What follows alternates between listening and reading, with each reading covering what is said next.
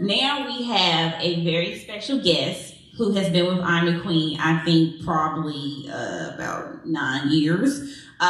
Christina Yongue is a powerful woman in our community. She is an advocate for women's health. She's an advocate for women, period. She is a community organizer, and she is also a professor at UNCG. She has been one of our biggest supporters.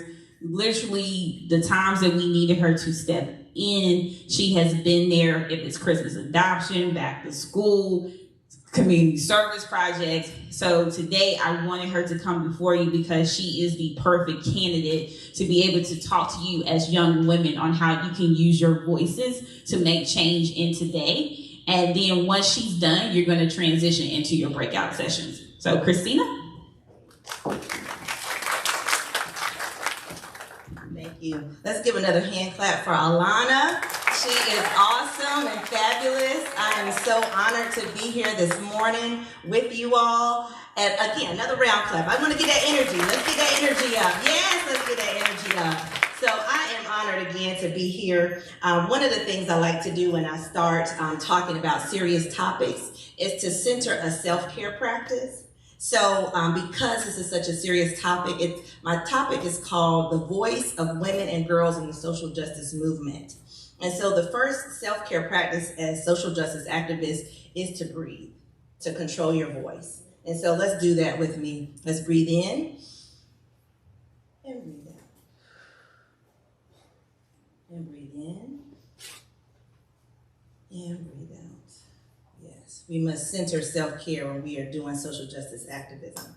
So I got involved in racial health equity due to my mother. My mother's name is Cassandra Hodges-Young.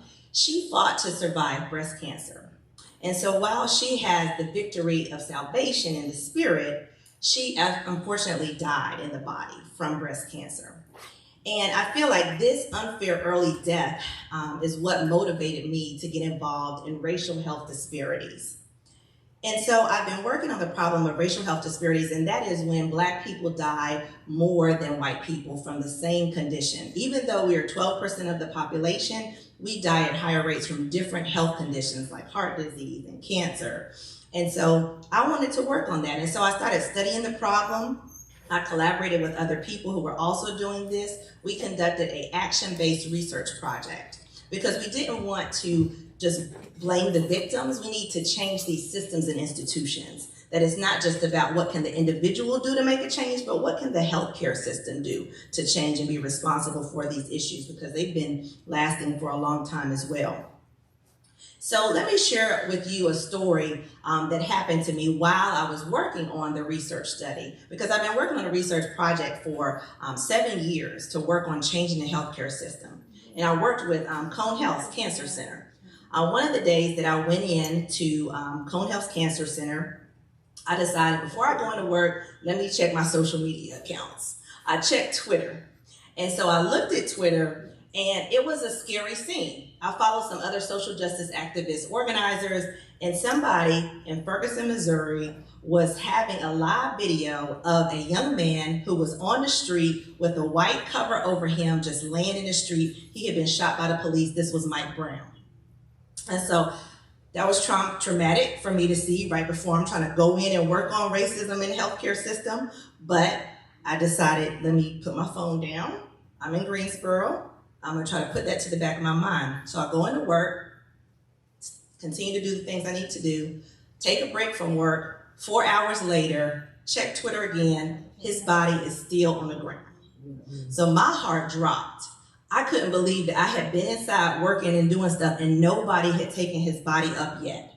And so people were angry in the video. People were starting to yell and to curse because they were so infuriated and upset about the situation. And I understood. To me, it reminded me when I've studied about American history, it felt like what may be a modern day lynching. And so a lynching is when in the past, angry mobs would get a noose, put it around a Black person accused of a crime, and have them hang from a tree branch, die, and leave the body up there to teach a lesson, to let other Black people know who was in power and control, to be intimidating, leaving a body there longer than it needed to be. And so I felt that in 2014, and I said, there's more that I have to get involved in. So I wondered too, what would you do if you saw something like that on Twitter? Have y'all seen anything like that on Twitter or any other social media outlet? Some hands, no? Okay, well, it's traumatic, and people have tried to see some hands, have tried to not show some of that as much, but once we can use social media for your voice about something that is unjust. So it was this experience that motivated me to get involved in the Black Lives Matter movement. In 2014, that same year that Mike Brown was killed by the police in Ferguson, Missouri, is the same year in Greensboro that they started a Black Lives Matter chapter. And also other organizations were sparked, such as Artists for Justice. And so I felt beyond compelled to get involved with some of these organizations. So I was already professionally working to eliminate racial disparities in healthcare systems, but because of all these attacks on Black people, and they are all related to the similar root causes, unfair power and privilege and systemic racial oppression that harms people I care about. In short, it's due to all levels of racism. And so these are patterns of unconstitutional practices that reflect racial bias. I also watched Mike Brown's mother, Leslie McSpadden, use her voice to bring attention to what happened to her son. She published a book about her memoirs called Tell the Truth and Shame the Devil. Her voice mattered. She continued to use her voice to promote the Hands Up, Don't Shoot campaign. And I stand in solidarity with her as a Black mother because she largely raised her son on her own. I too have been a single mother for the past 9 years. And as a mother of 2 daughters, thank you, they're in middle school now. And I started to be more and more concerned about their well-being as Black girls. I had successfully, praise God, carried them to full term and birthed them, and then they lived past their first-year-old birthday. And the reason that that is a success is because that is an alarming statistic to Black families as well, that some mothers don't make it through birth experience. There's more Black women who are dying in birth than there are white women who are dying in birth. And unfortunately, I don't know if you know this also, that Black women with college degrees have a higher risk of our infants dying before their first birthday than white women who have a high school diploma. Did y'all know that? That is an alarming statistic, and that's some of what the reproductive justice movement is about, and they can use your voice as well. But so when my children lived past their first-year-old birthday, I thought all I needed to do is just raise them to be talented, to exhibit their Black girl magic, to just show the magic of resilience through our generations. But I was still concerned because have you talked to your parents or caregivers about what it takes for you to exhibit your Black girl magic or your superpowers? That's a place where you can also exhibit your voice, to tell your parents, in order for me to shine, in order for my magic and superpowers to come out, this is what I need. That's another place where you can get involved in the movement in your own family level. So I began joining with more and more Black Lives Matter movements, meetings, demonstrations, town halls to share my voice and to learn. And so I have 3 volunteers I want to come up, and they have t-shirts that shows you the movements I got involved in. So could y'all come on up, please? Thank you. Thank you. And so the first one, and as they come up, come on up and stand with me. So one of the things I got involved, can you turn your shirt around? I got involved with the NAACP's Youth and Young People's chapter, and they went to Raleigh, the capital of North Carolina, and on the historic Thousands on Jones Street movement. And so I got involved in that. And would you read the line from this shirt, please? They stood then, we stand now. Yes. And then I also started getting involved with the Black Girls and Women Matter Town Hall. Oh, go ahead, you can hold it. Sorry. And so we planned the town hall in Greensboro in 2017 at Dudley High School. And will you read what it says on this t-shirt? It says, Black women are killed by police too. Can you see them? Say their name. Thank you. Thank you. Using your voice. And I also helped to plan UNCG's first Social Justice and Health Equity Symposium in 2019, and we got to share about it at a conference in Durham. And would you read what your t-shirt said? Black communities, a conference for collaboration. Thank you so much. Thank you for sharing your voice. This is what I did in these movements. You all can have a seat, please. Thank you.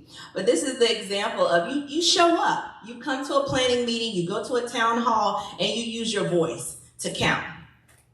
And so these are examples that helped me. But I still was worried. Even though we're doing this work and working with other people, I was worried because there continue to be attacks on Black women and girls. Have you heard about Dejiria Becton? 15-year-old Dejiria Becton? Okay. Dejiria was a beautiful Black girl who was one of 100 kids who went to an end-of-year pool party in the suburb of McKinney, Texas. Dejiria wore a cute orange bikini swimming suit to the pool party, and she had her hair styled in box braids. During the pool party, some conflict happened between a parent and a child, and then someone called the police. The police came to manage this crowd of 100 girls and boys, and some of the kids started running away. Dejiria and the officers told Dejiria to just keep on walking, and so she did. A friend of hers, Brandon, who was a white young man, he started videotaping the incident because he said the officers acted like he was invisible. On the videotape, you can hear Dejiria repeatedly asking someone to call her mama. Then the videotape showed a 41-year-old white police officer grab Dejiria by her braids in the back of her head, slam her head in the grass so she could lie on her stomach, and then he put both of his knees on her back with all of his weight to show his force and to control the crowd. She's 15. He was 41. That was unnecessary. Do you think that she was a threat with her bikini on at the pool party? No. That was excessive force that he had on her. But he wanted to make an example of this Black girl and his force. And so that concerned me. So Brandon, her friend, uploaded a video to YouTube, and the nation saw it and saw what was happening in McKinney, Texas. Eventually, her family filed a federal lawsuit against the city of McKinney and the police department for $5 million for excessive force used on her and the damages that she had to suffer. In 2018, the case was settled, and the court dismissed the charges against the city and the police officers, so he did not have to go to jail or pay any fines for the harm he had caused her. But Dejiria, she received over $148,000 for the trauma she had to endure. Dejiria and her family's voice mattered. She spoke up and said, "This is unfair. I'm not going to sit back and just let this happen. I have injuries I have to deal with. We're going to say something about it." Her voice matters. So I want you to repeat after me. I matter. I matter. I matter. I matter. My voice matters. My voice matters. My voice is here for a reason. My voice is here for a reason. Thank you. There is also one more example I want to share with you, and this is from the Bible. In the Old Testament, there was a group, a nationality, Hebrews, who were in harm's way. All of the Hebrews in a particular kingdom were in danger of being killed by a political officer. However, there was a woman who was called Queen Esther. She was also a Hebrew woman. Back then, women were not allowed to speak to powerful men unless they were invited to speak to them. They could risk death if they were not invited to speak to a powerful man. However, Queen Esther said that she felt worried about her Hebrew people and she wanted to speak up on their behalf. And so she used her courage. She spoke up to the king about the imminent murder threat that was going to happen to her people. And her uncle encouraged her to use her position as the queen to speak to the king, to say to not murder her people because she may have been becoming a queen for such a time as this. The king listened to her, he respected her, and he took away the threat to the Hebrew people. Queen Esther's voice mattered. So again, I want you to say with me, I matter. I matter. I matter. I matter. I'm going to close with one of my favorite sayings from the Black Lives Matter movement. It's from Ashada Shakur, and I want you to repeat this after me as well.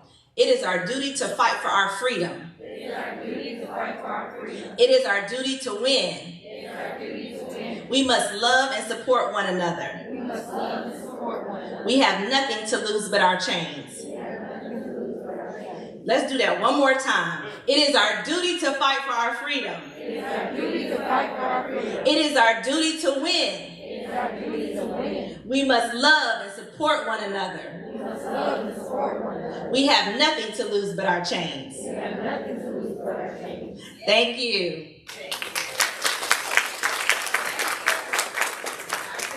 Thank you so much. Thank you, Christina. Can y'all give her another hand clap? That takes a lot, y'all, to do a keynote segment. Because, child, it's hot up here. So thank you so much.